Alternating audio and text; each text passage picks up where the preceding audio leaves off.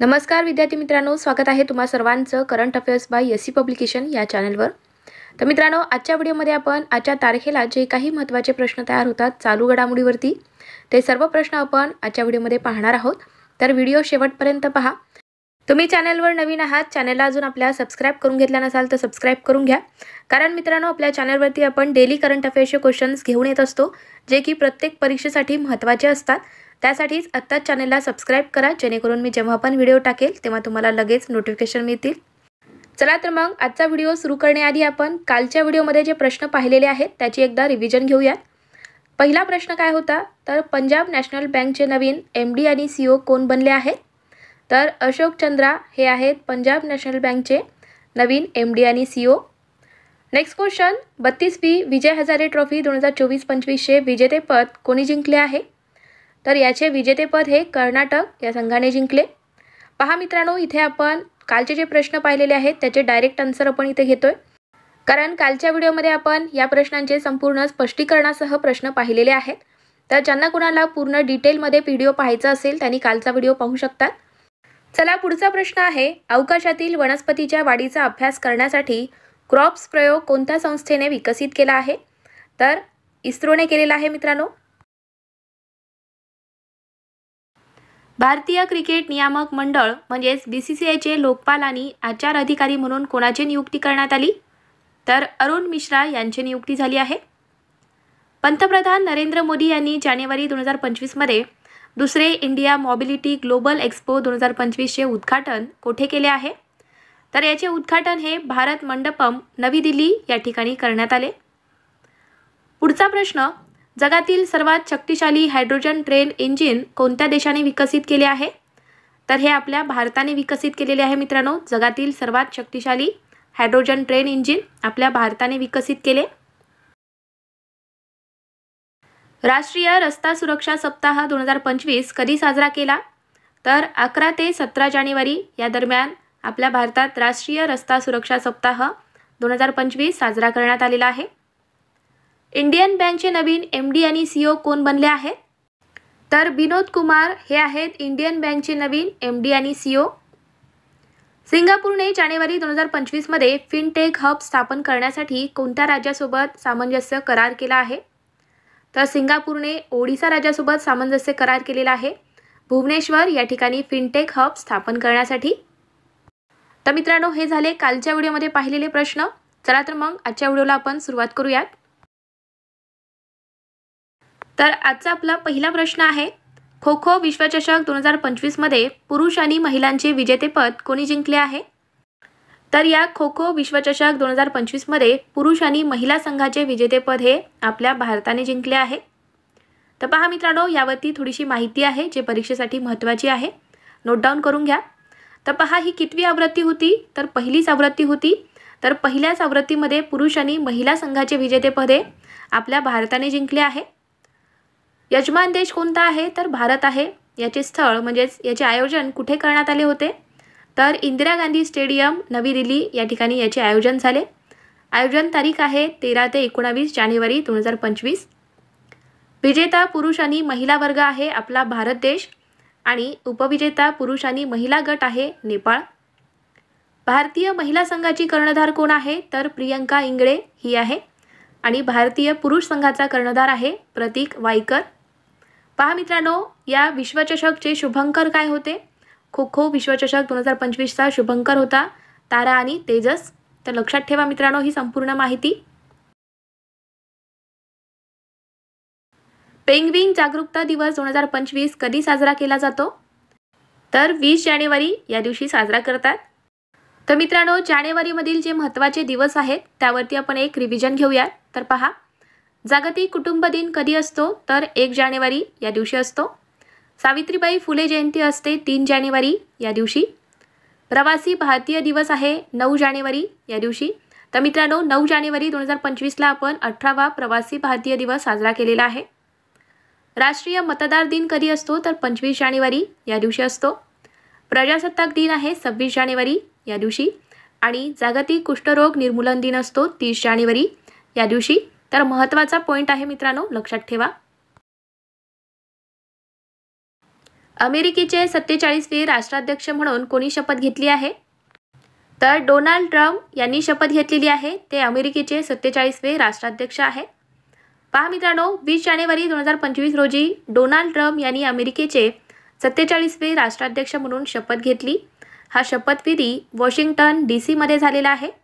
अमेरिकेचे मुख्य न्यायाधीश जस्टिस जॉन रॉबर्ट हे यावेळी उपस्थित होते.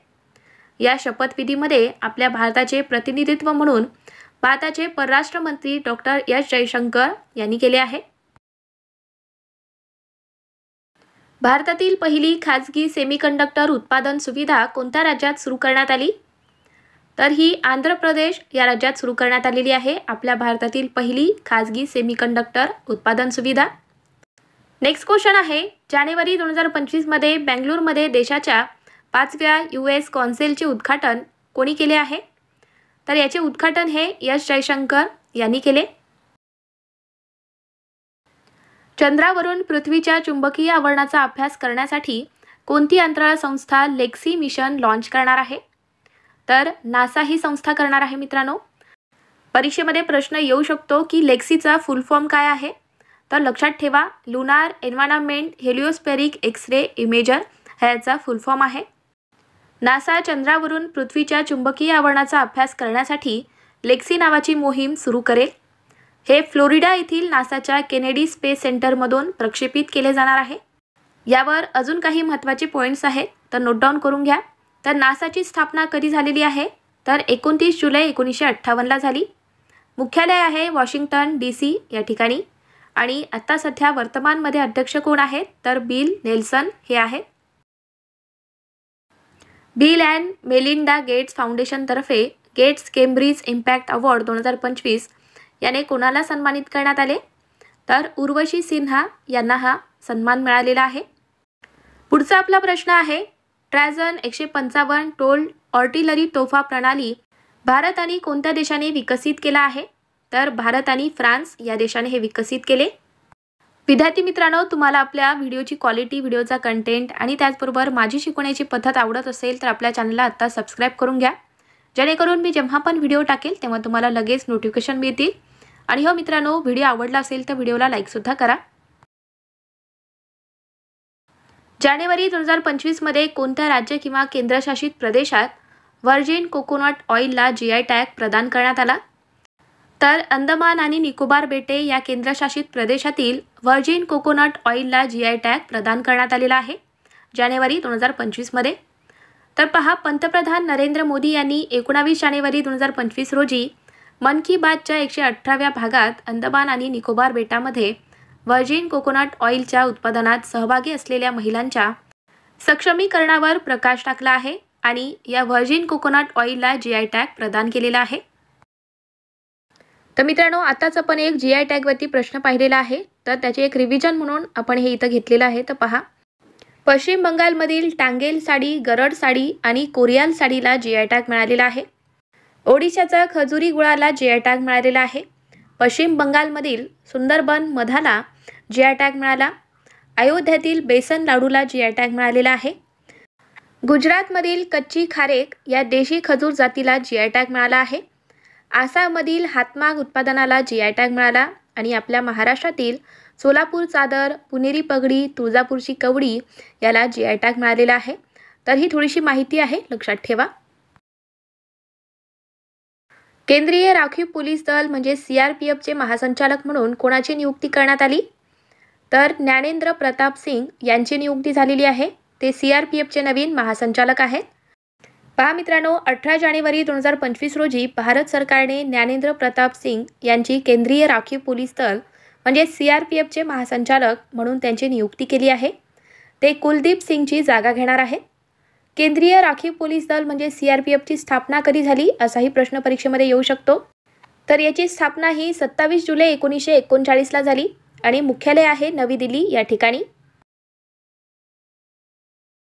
कोणते भारतीय नौदल जहाज पेरोस या बहुराष्ट्रीय सरावाच्या 4थ्या आवृत्तीत सहभागी होत आहे? तर INS मुंबई हे जहाज सहभागी होणार आहे.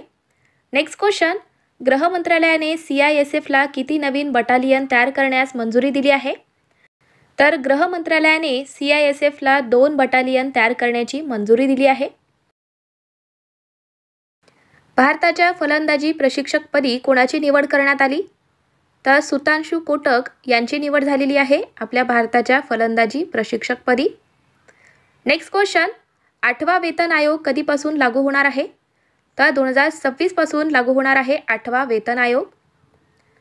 राज्य निवडणूक आयुक्ताच्या निवडीचे अधिकार कोणाला देण्यात आले? तर हे अधिकार मुख्यमंत्री यांना देण्यात आले आहेत.